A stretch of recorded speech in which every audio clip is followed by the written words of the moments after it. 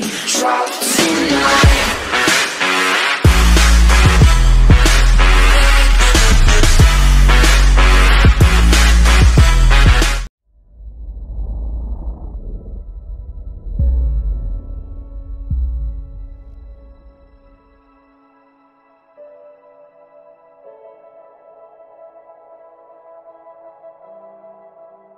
Je menais une vie tout à fait normale, dans une famille unie, aimante, etc. hein. J'aimais me balader, jouer au ballon, enfin bref, j'aimais beaucoup lire, mais enfin des bouquins de Jules Verne. Enfin rien ne me parlait de sortie du corps en fait. Hein. Et puis il se trouve que vers l'âge de 15 ans, j'ai eu une crise d'appendicite, mais assez banale, hein, pas la chose qui me met en danger, pas du tout. Ma santé n'était pas en danger. Mais bon, mes parents ont préféré me faire opérer pour être tranquille, donc on prend rendez-vous à la clinique, etc. Et puis évidemment, on m'a fait une anesthésie. Et c'est là que tout s'est passé en fait. Hein. Au moment de l'anesthésie, je me suis retrouvée dans la salle d'opération et j'étais réveillée. Il y avait le chirurgien qui commençait à opérer. Alors j'ai encore les sensations parce qu'on m'a passé un liquide froid sur le ventre, etc. Et donc je me mets à crier, attention, attention, je ne dors pas. Et personne ne m'écoute, le chirurgien continue, l'infirmière continue à lui passer ses trucs. Personne en fait ne tenait compte de mes cris, attention, je ne dors pas, je ne dors pas. Et qu'est-ce que j'ai fait? Quand j'ai vu ça, je suis partie. Et alors, je suis partie comment? Je me suis retrouvée au plafond, en fait. Hein. Je me suis retrouvée au plafond. Il y avait une belle lumière bleue au plafond. C'était extrêmement agréable. Du coup, j'en ai oublié le chirurgien complètement. Hein. Puis après, du plafond, je suis passée dans la pièce à côté en traversant un mur. Hein. Et puis, je suis arrivée dans une petite salle où j'ai vu mes parents. Alors, moi, je les ai vus. Ils étaient assis sur des chaises dans une salle d'attente, en fait. Hein. Et ils discutaient en attendant l'issue de l'opération. Donc, j'ai écouté un peu parler de ce qu'ils allaient faire le dimanche. Enfin, c'est des trucs vraiment banals. Et puis, à la suite de ça, il y a eu un grand noir et je me suis réveillée dans mon lit, en fait, hein, d'hôpital avec ma mère à côté, mon père, etc., qui disait que ça s'était très bien passé. Mais moi, je me souvenais de cette histoire et quand même, je leur ai dit de quoi ils parlaient dans la salle d'attente. J'étais dans la salle d'attente, vous promettiez que dimanche, on irait se promener. Enfin bref, je leur disais un truc très précis et mes parents m'ont dit, mais comment tu sais ce qu'on a dit dans la salle d'attente? Mais j'ai dit, je vous ai vu. Et alors, j'ai raconté ma petite histoire. Là, mes parents étaient quand même très étonnés, ils se sont regardés, puis ils ont dit, bon, tu sais, ça doit être un effet d'anesthésie. Voilà. Et là-dessus, ça en est resté là.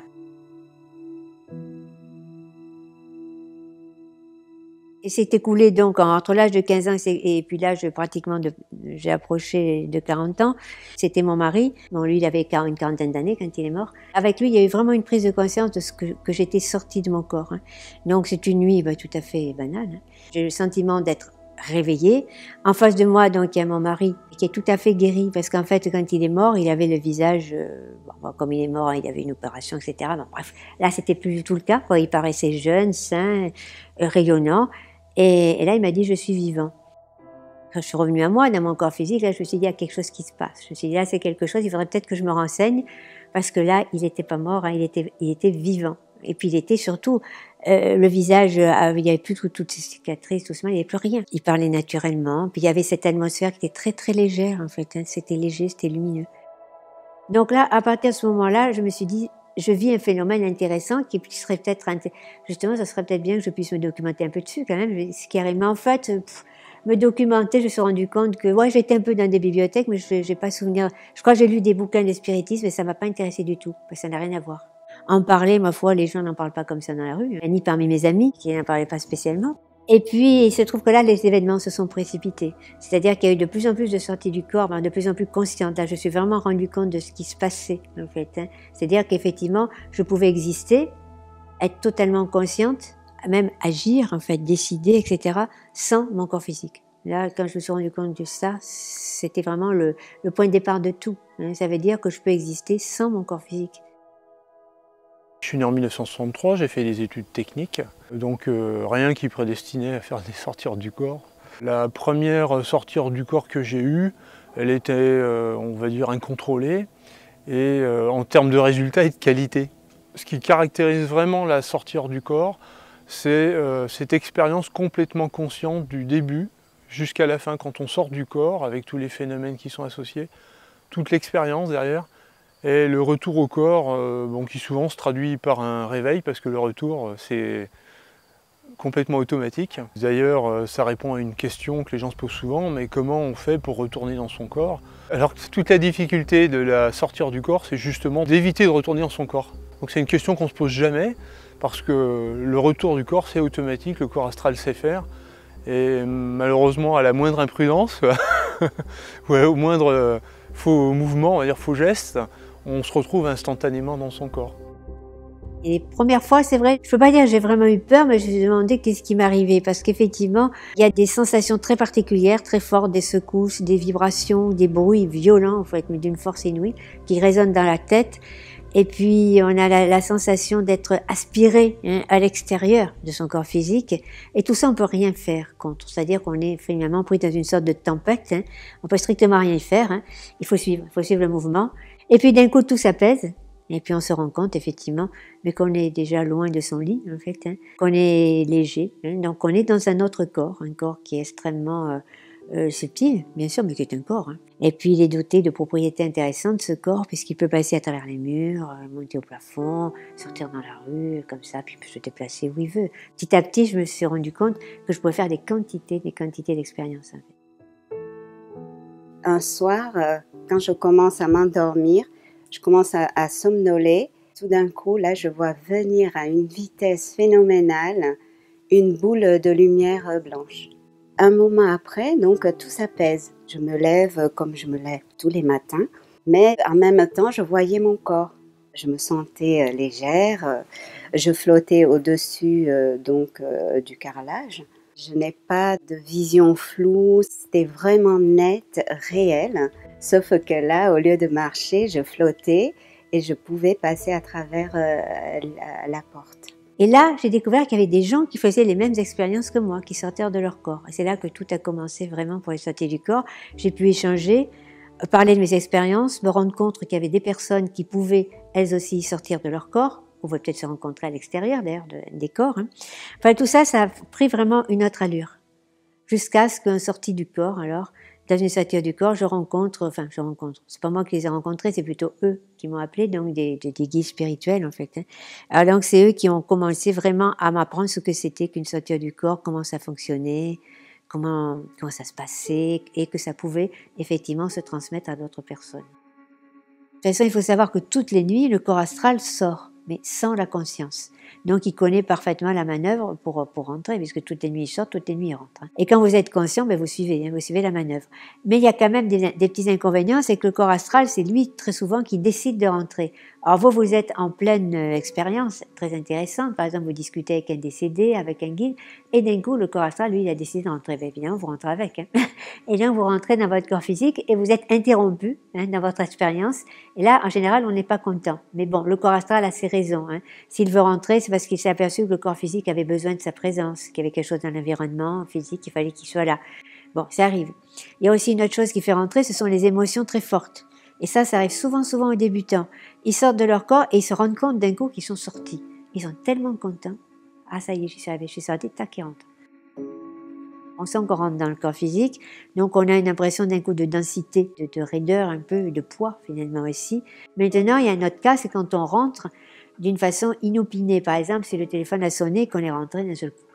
Alors là, c'est vrai que le corps astral est rentré brutalement, il n'a pas eu le temps de faire la bonne manœuvre. Pas tout à fait. Donc là, le corps astral peut être un petit peu décalé par rapport au corps physique. C'est pas bien grave.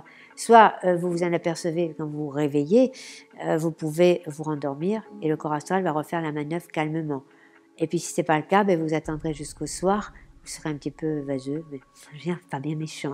C'est pas bien méchant et quand vous vous rendormez, ça se remet en place. Vous voyez, c'est pas des choses très très graves. Et ça, c'est uniquement dans les rentrées brutales. Mais il se passe la même chose toutes les nuits quand vous dormez. Si on vous réveille pendant un rêve en sursaut, vous ne serez pas bien non plus. C'est exactement la même chose qui se passe.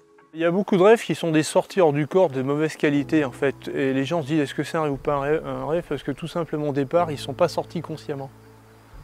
Et ils ne se souviennent pas comment ils sont sortis, pas comment ils sont rentrés. Et de ce fait, quand la sortie n'est pas complètement contrôlée dès le départ, on n'a pas toute la conscience, on n'a qu'une partie, la moitié de la conscience. Et ça donne cette espèce d'état où on ne sait pas trop si on est en train de rêver ou pas. Alors que quand on sort avec complètement du début à la fin, que c'est complètement contrôlé, on sort avec 100% de la conscience et là, on sait qu'on n'est pas en train de rêver. Ce qui marquera vraiment la différence, c'est que comme on est conscient, on peut faire des gestes ou des choses qu'on a choisi de faire. Si vous avez un mur ou un ersatz de mur devant vous, vous pouvez passer la main au travers. C'est tellement réel que je fais toujours le test, moi, de prendre ma main et d'appuyer sur le mur, et si le doigt passe au travers ou rentre pénètre dedans, je sais que je suis dans une sortie hors du corps.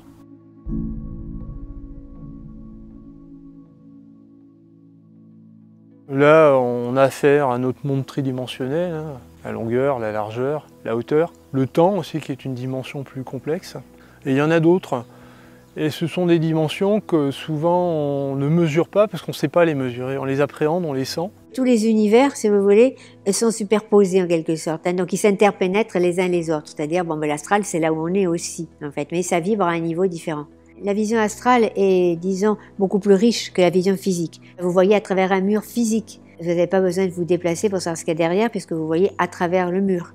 Que vous voyez de quoi le mur est fait. Vous voyez s'il est fait en parpaing, je sais pas, en béton, etc. Vous voyez exactement de quoi il est fait. Vous voyez s'il y a des fils électriques qui le traversent, enfin, vous voyez tout ça. Dans ce qu'on appelle l'astral physique, qui est très intéressant, les décors ne sont pas comme dans la réalité et ne sont pas comme dans un rêve non plus.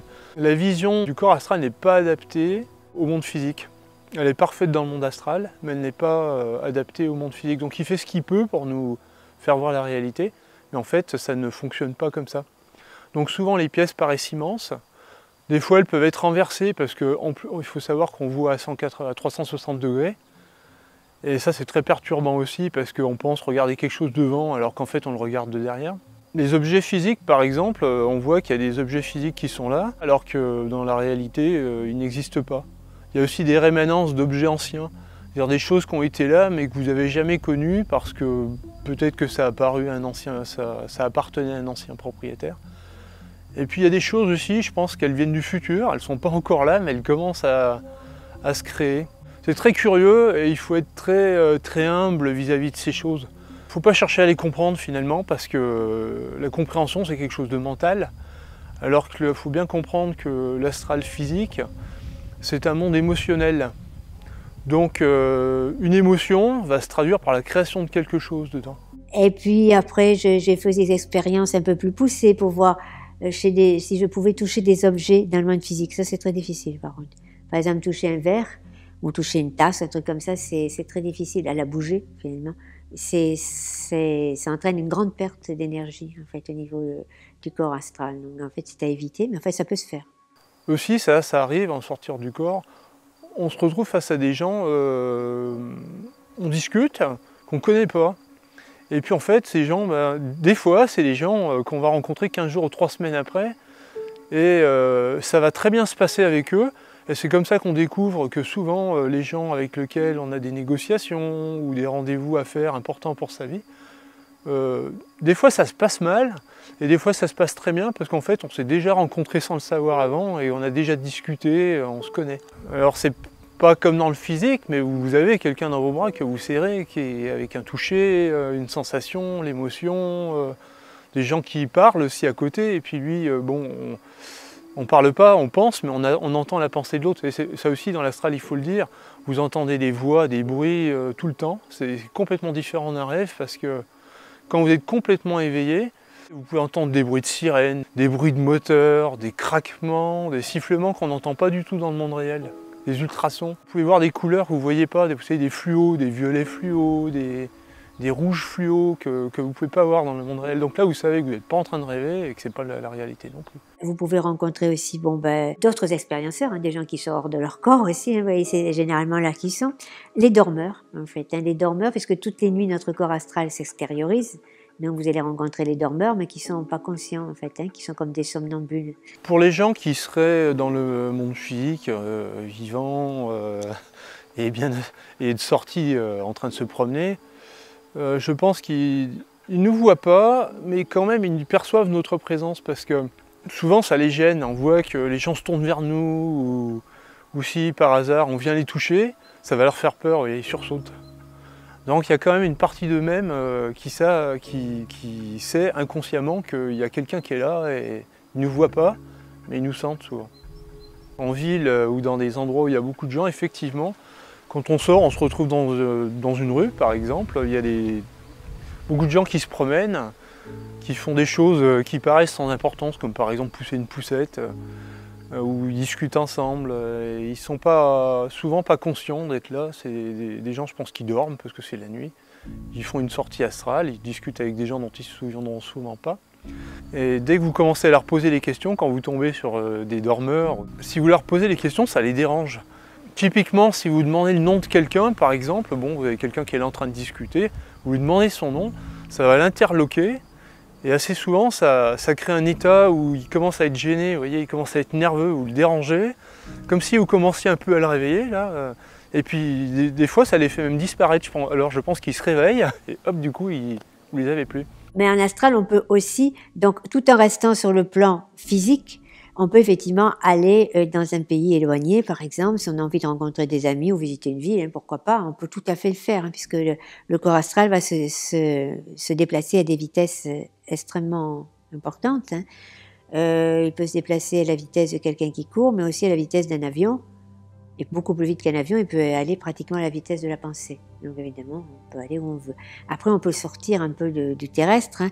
Si on peut rester dans le terrestre, par exemple, on peut aller voir la Terre de loin. Ça, c'est une très très belle expérience de sortir dans le cosmos et de voir la Terre vraiment de très loin. Donc on voit qu'elle est ronde, effectivement.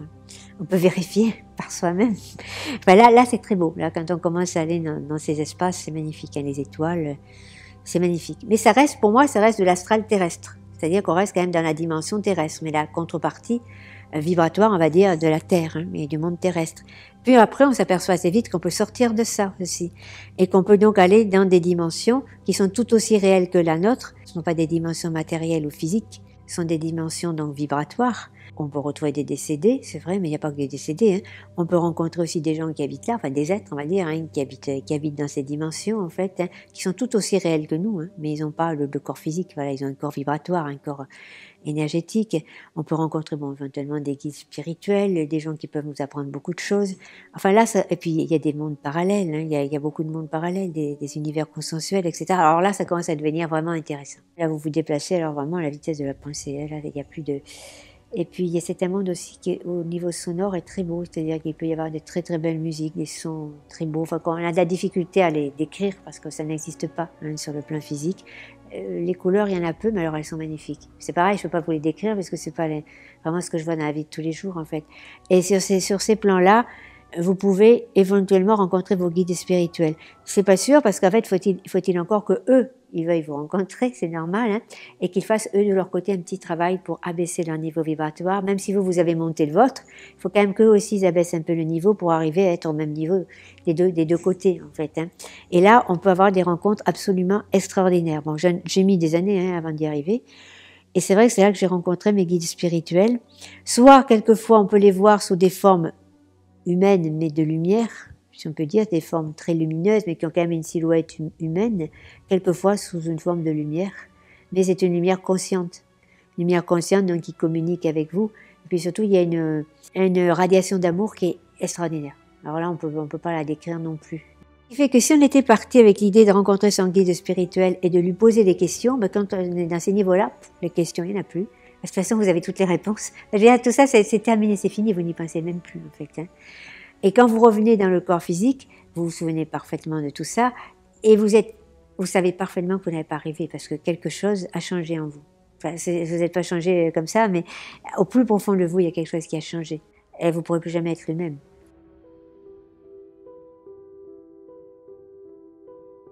Un décédé qui veut communiquer avec nous, qui disons il faut encore qu'il soit dans des zones relativement proches hein, de l'astral terrestre, il ne faut pas qu'il soit parti je ne sais où. Hein. Comment il peut faire? Ils peuvent procéder d'une façon très simple, c'est de choisir un moment où vous dormez et où vous rêvez. Et lui, le décédé, il voit très bien votre rêve, parce que votre rêve, il se déploie autour de vous comme une espèce d'hologramme en fait. Hein. Que fait le décédé? Il va rentrer dans votre rêve, il va faire partie du rêve, mais il se présente tel qu'il est, tel que vous pouvez le reconnaître. Et vous, le lendemain matin, vous dites, tiens, j'ai rêvé d'un tel cette nuit qui est venu me voir, mais alors il avait l'air vivant, c'était incroyable, et vous êtes tout content. En réalité, c'est vraiment le défunt qui est venu vous voir. Ça, c'est la façon la plus simple de communiquer avec tout le monde, parce que tout le monde dort et tout le monde rêve. Maintenant, il y a aussi une autre façon de faire pour rencontrer un décédé, c'est si vous sortez de votre corps, consciemment, vous pouvez rencontrer un décédé en direct, hein, comme vous êtes en face de moi en ce moment, je peux aussi rencontrer un décédé qui sera en face de moi. Hein. Moi, je serai sortie de mon corps, je serai consciente, et lui, il sera dans son état habituel. Hein.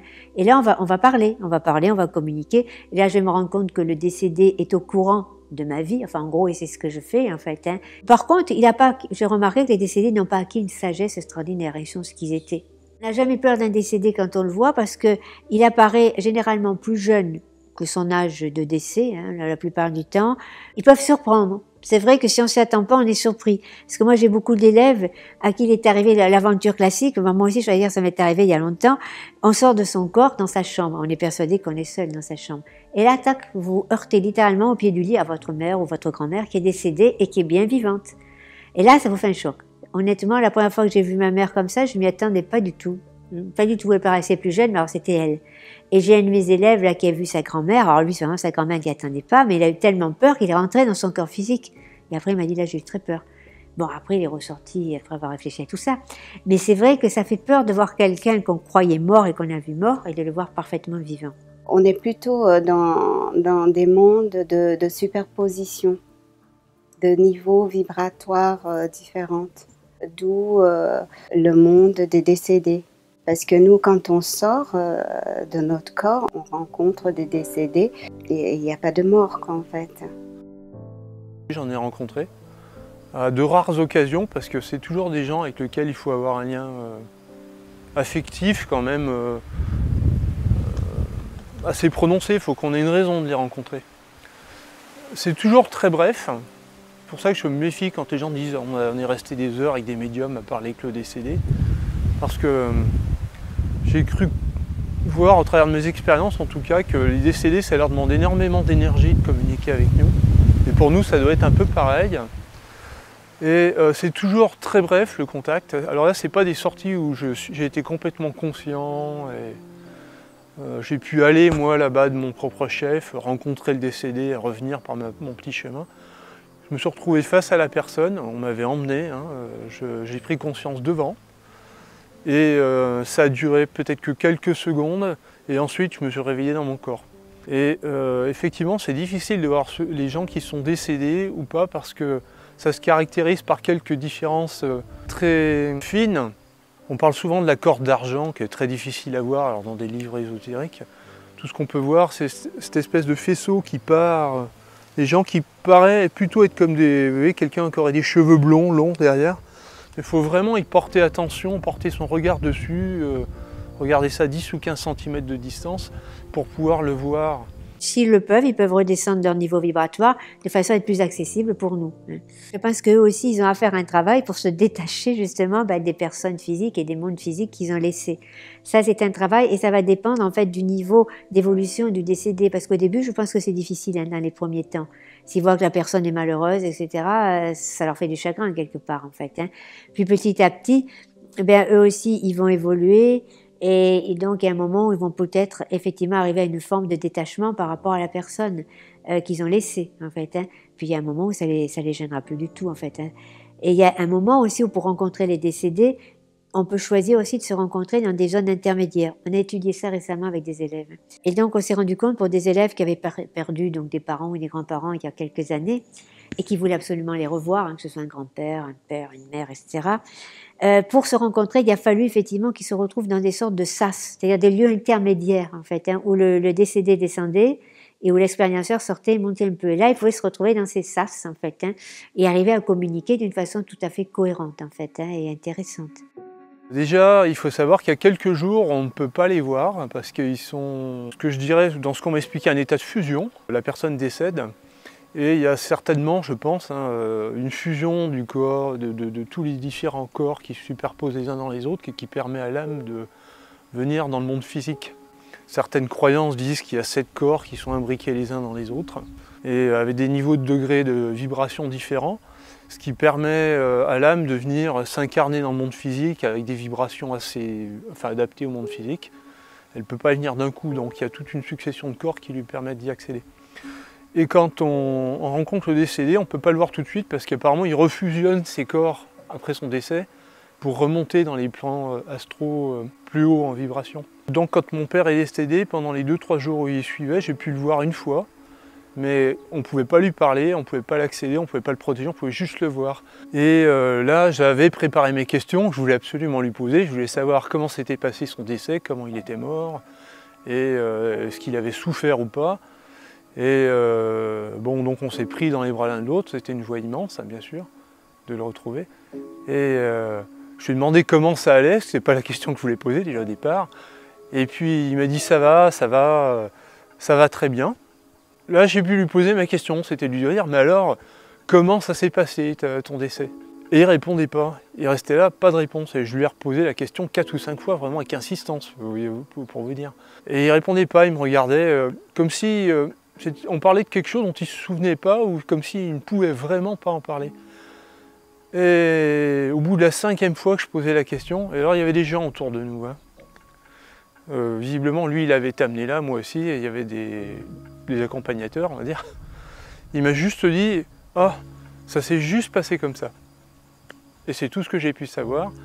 Donc là, on s'est regardé une dernière fois pendant 1 seconde, et bon, hop, coupure de la communication, et je me suis réveillé juste après. Ça m'est arrivé, par exemple, justement de parler comme ça à un décédé ou même à un guide, alors que je suis dans mon corps physique, hein, et de me rendre compte, quand je suis sortie du corps, qu'effectivement le décédé ou le guide m'avait parfaitement entendu. C'est-à-dire qu'il répond parfaitement à ce que j'avais dit. Donc je pense qu'il y a effectivement des correspondances, en fait, hein, que c'est vrai. Donc même si le décédé, on ne le voit pas, on peut toujours lui parler.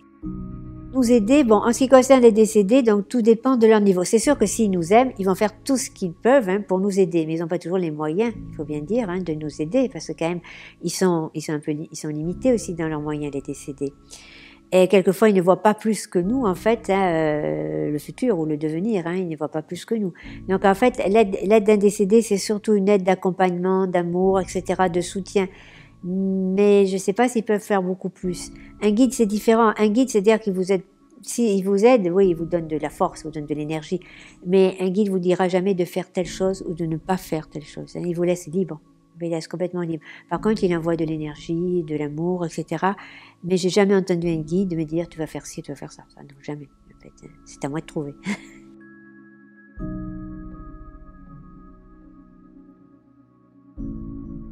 Dans la vie physique, tout est ralenti.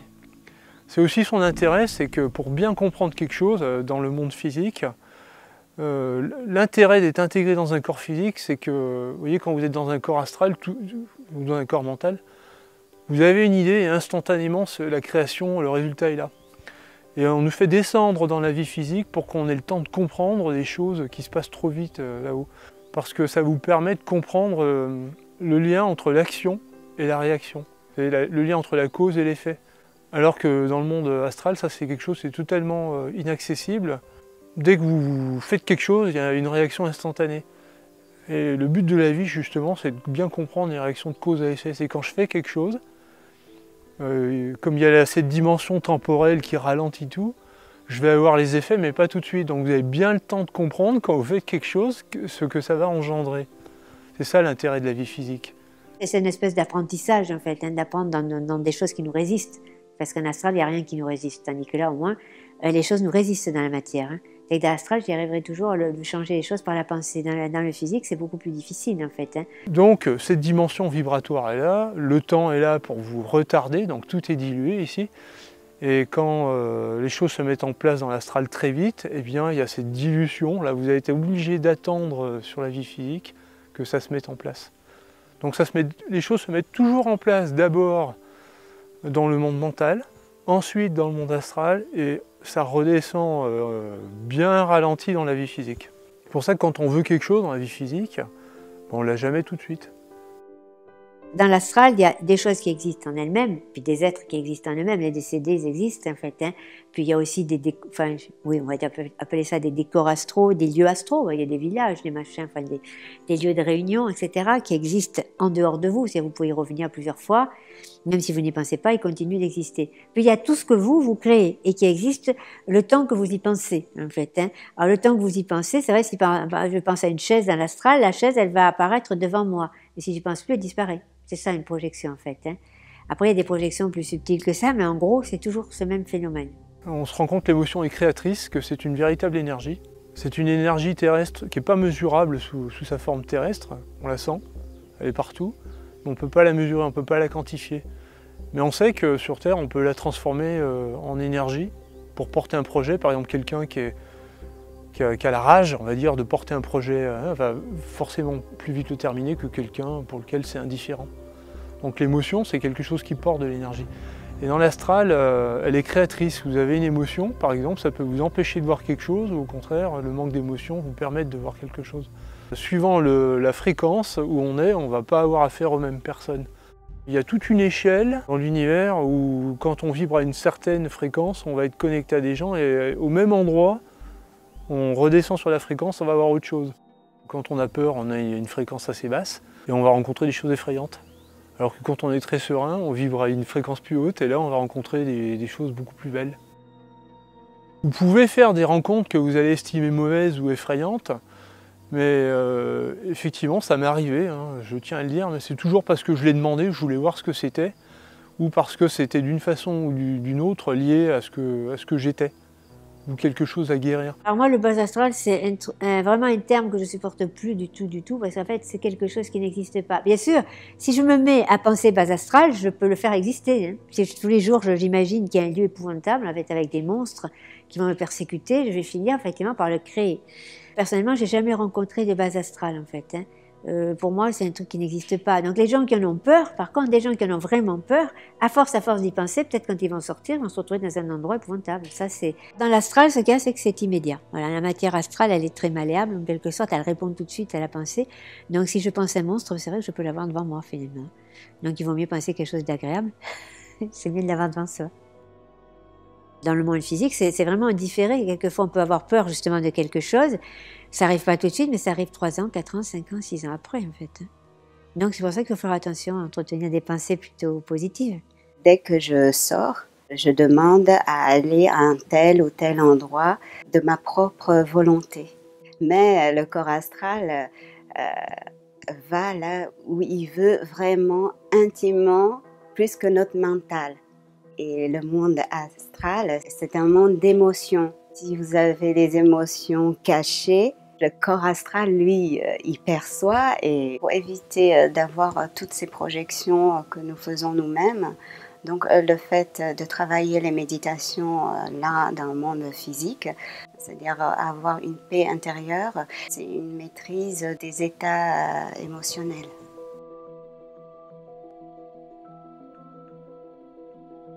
La sortir du corps, j'enseigne ça, j'ai dû commencer vers les années 90. Et au début, avec un petit groupe d'élèves, j'ai commencé à leur faire expérimenter les techniques à eux. Parce qu'en fait, je préférais d'abord expérimenter avec des gens que je connaissais, puisqu'en fait, les techniques, c'est moi qui les ai créées avec mes guides.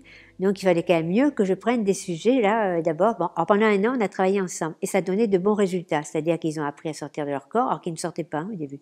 Ils sont sortis, les techniques se sont révélées efficaces, on a fait plein d'expériences. Bon, c'est comme ça que les premières personnes sont venues. Pour moi, ça a été un point de relance par rapport à une activité qui dormait un peu sur une étagère, parce que j'arrivais pas à trouver de méthode vraiment assez technique pour pouvoir pratiquer la sortie hors du corps de façon précise et efficace. Parce que sinon, tout ce que vous allez avoir, c'est des sorties du corps de mauvaise qualité, spontanées, pas contrôlées, qui vont ressembler à des rêves. Il y a un peu des rêves lucides ou des cauchemars des fois sur ce qu'on a.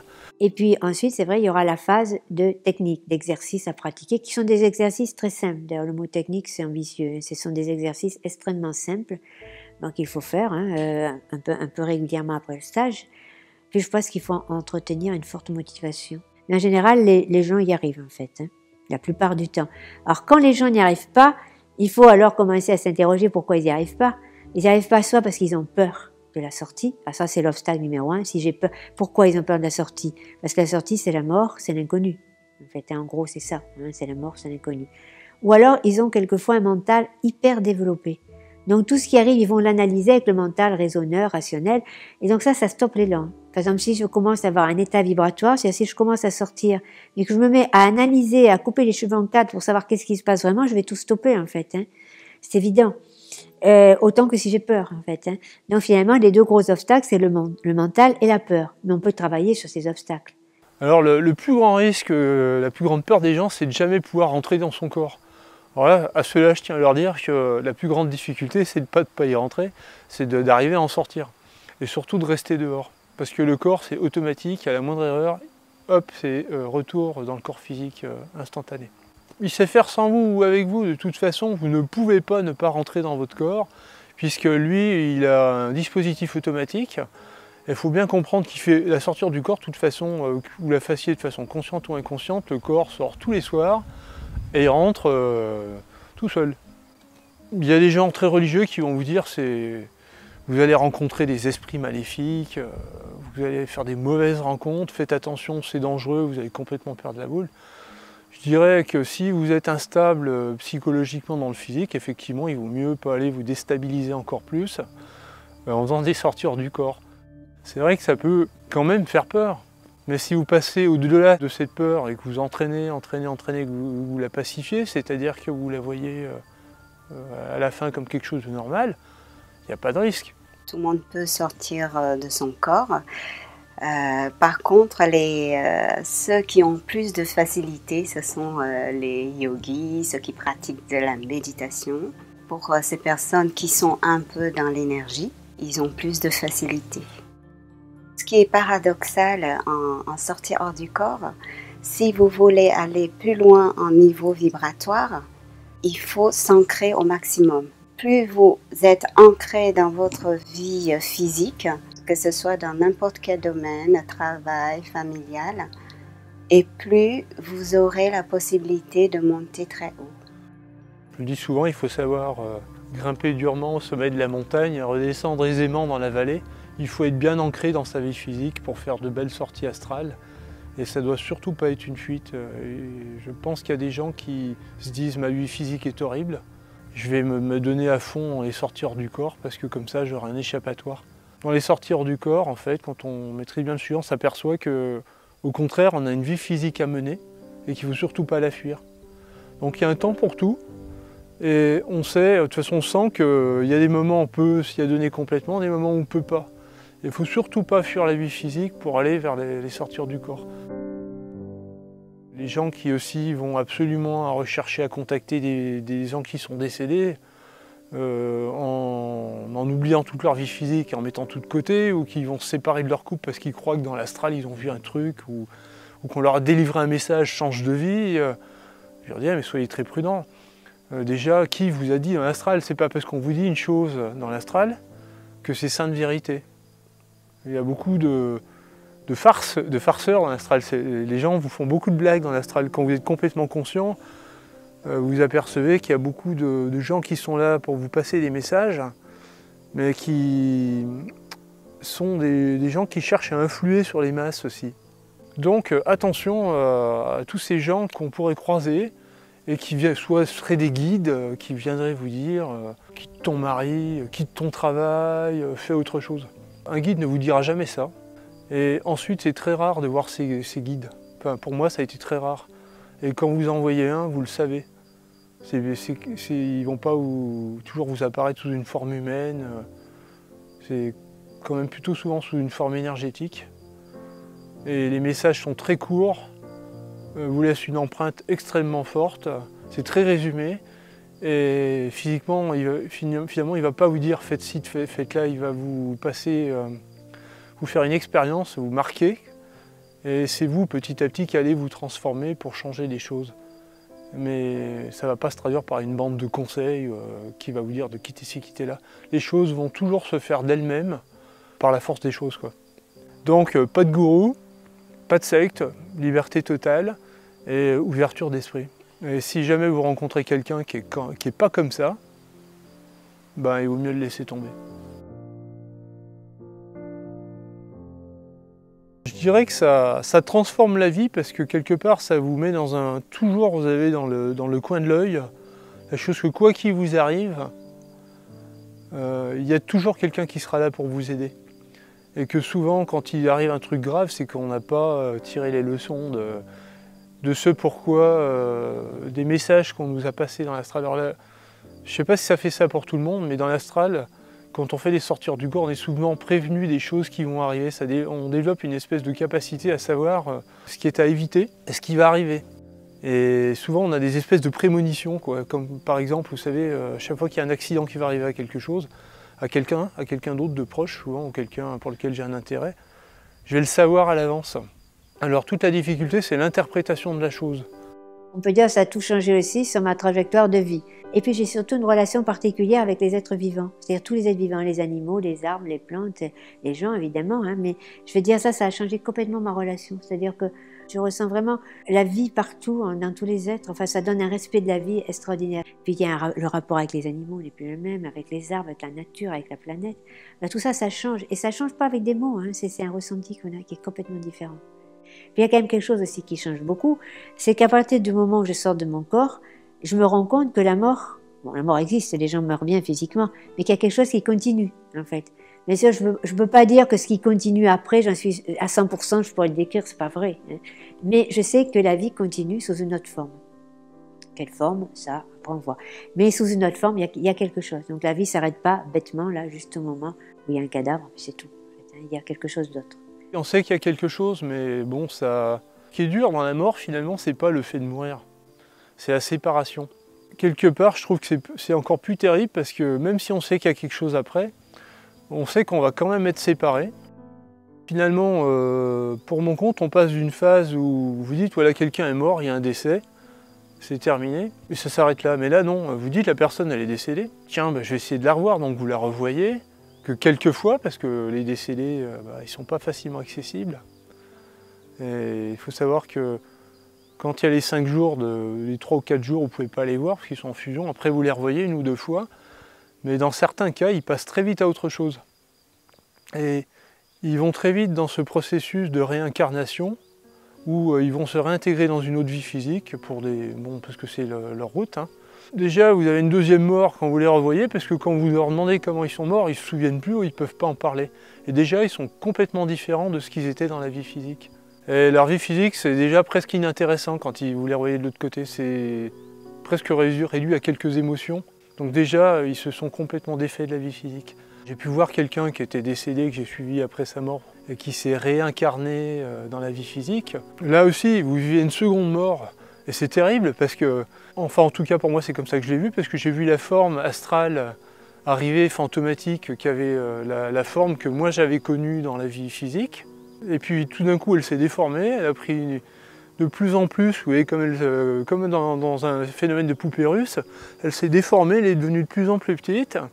Elle a pris la forme d'un nourrisson qui était posé, alors on était dans une pièce, il y avait un couffin, le panier en osier, à l'ancienne, avec le petit drap et un bébé dedans. Donc cette forme s'est déformée jusqu'à prendre la forme exacte du physique. Donc elle me regardait avec un sourire, elle est rentrée dans ce corps d'enfant. Et à la fin, tout ce qui restait de la personne que j'avais connue, qui me regardait qu'un sourire, justement, c'est que le bébé a tourné la tête vers moi. Et la seule chose qui restait, c'était l'étincelle au fond de ses yeux. Il me reconnaissait, je le reconnaissais, et c'était tout. Et là, ça a été terrible parce que je me suis dit, bon sang, voilà, il va encore m'oublier, quoi. Il se souviendra encore plus de ce que je suis, et là, c'était une seconde mort, finalement.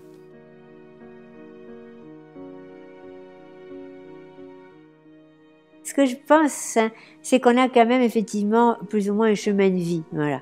Avec on a quand même la liberté hein, de faire ou ne pas faire. Hein. Mais en fait, je pense qu'on a quand même plus ou moins un chemin de vie, des grandes lignes. Après, pour le détail, peut-être sur le point de détail, non, mais quand même, il y a des grandes lignes. Parce que ça, on s'en aperçoit surtout avec le recul. Par exemple, quand on arrive à mon âge, qui est un âge avancé, là, on s'aperçoit qu'effectivement, il devait y avoir quelque chose, parce qu'on a quand même fait un chemin qui a un sens. Hein. Et il semblerait que chaque rencontre, effectivement, ou chaque situation avait sa raison d'être. L'impression que ça me fait, moi, c'est qu'on a une base de données, un espèce de disque avec une capacité gigantesque, auquel on n'a pas accès quand on est dans la vie physique.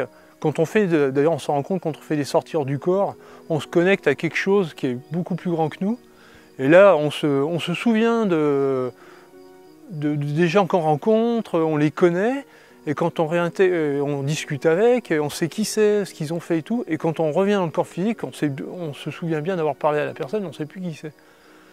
Et donc, effectivement, il y a cette base de données qui heureusement retient tout ce qu'on a fait dans les vies antérieures, peut-être même des vies futures d'ailleurs, de toutes nos expériences. Mais ça reste là-haut. Et heureusement d'ailleurs, parce que s'il fallait revivre avec des souvenirs des vies passées, ce serait effroyable. Donc on revient tous sur Terre pour résoudre des problèmes, souvent des problèmes moraux ou émotionnels, ou vivre des expériences émotionnelles qu'on n'a pas réussi toujours à vivre dans le passé, ou des expériences nouvelles. Et des fois, il faut plusieurs vies pour les autres. Donc il faut, quand les gens se disent « mais quel est mon destin, qu'est-ce que je dois faire ?» sur Terre, bah, souvent c'est des choses beaucoup plus simples que ce qu'ils s'imaginent.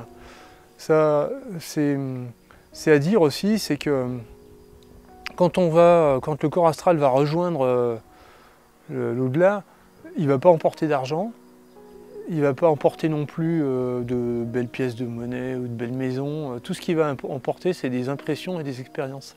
Donc on vient pour vivre des expériences, et c'est ça qu'on va ramener. C'est vrai que la vie n'est pas facile, il y a des hauts et des bas, mais c'est vrai, nous faisons des expériences comme pour tout. Je pense que ça nous amène à faire l'expérience de l'amour, pas que l'amour physique, mais de l'amour inconditionnel. Bon, évidemment, on n'est pas toujours le mieux placé pour en parler, parce qu'on fait tous des bêtises. Mais justement, les bêtises, il faut qu'elles soient apprenantes, c'est-à-dire qu'à la fin, on apprenne à respecter les choses et à comprendre, comprendre ses erreurs, quoi. Ça aussi, les gens souvent se disent, bon sang, je manque beaucoup d'argent, je manque beaucoup de santé, j'aimerais bien avoir une bonne santé. Et en fait, souvent, les gens, l'erreur qu'ils font, c'est se concentrer sur le fait de ce qui leur manque le plus. Alors, c'est quand on parle de la loi de l'attraction, les gens qui sont malades font souvent l'erreur de se dire, bon sang, j'aimerais bien plus être malade. Mais dans ce qu'ils expriment, il y a toujours le mot malade. Alors que l'âme, le corps astral, c'est quelque chose qui fonctionne avec des rudiments très simples. Le corps qui est fixé au corps physique, le corps astral, lui, c'est comme un petit enfant, ne comprend que des impressions. C'est un corps émotionnel. Donc quand on lui dit malade, il comprend malade, et ça perpétue encore le fait d'être malade. Je manque d'argent, j'ai pas assez d'argent. Ils se concentrent sur le manque d'argent tout le temps. Ils sont tout le temps en train de se rebrasser dans cette mélasse du manque d'argent. Alors qu'en fait, le truc qu'il faut faire, c'est se projeter dans ce qu'on serait si on avait beaucoup d'argent, si on avait une bonne santé.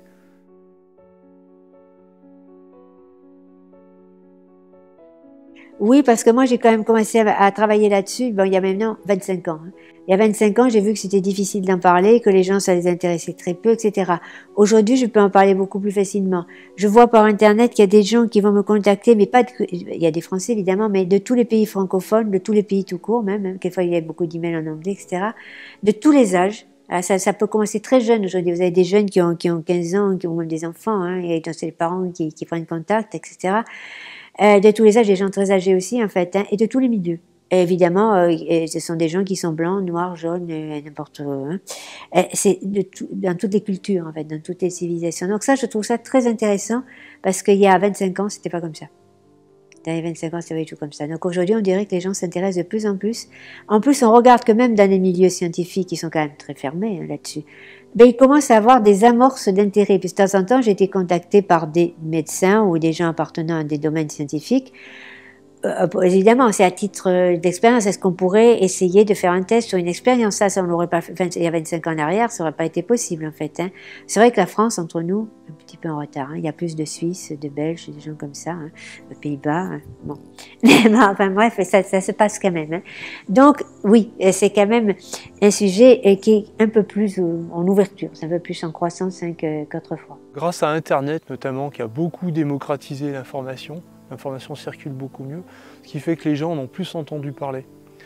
Après, ça ne change pas grand-chose dans leur réaction, ils sont moins surpris, mais il y a le clan de ceux à qui ça fait peur. Il y a le clan des gens qui disent « Ah ben non, faut surtout pas ». Il y a le clan des gens qui mettent ça dans le rayon magie fantastique. Il y a encore un dernier clan qui est les clans de gens qui aimeraient bien mais qui n'ont pas le temps. Et il y a une dernière phase de gens pour lequel c'est vraiment ancré dans leur vie et qui vont en faire quelque chose, quoi. Je dirais qu'il ne faut surtout pas forcer si ce n'est pas fait pour vous, que c'est un sujet d'intérêt, ben prenez-le comme un sujet d'intérêt. Restez libre, surtout.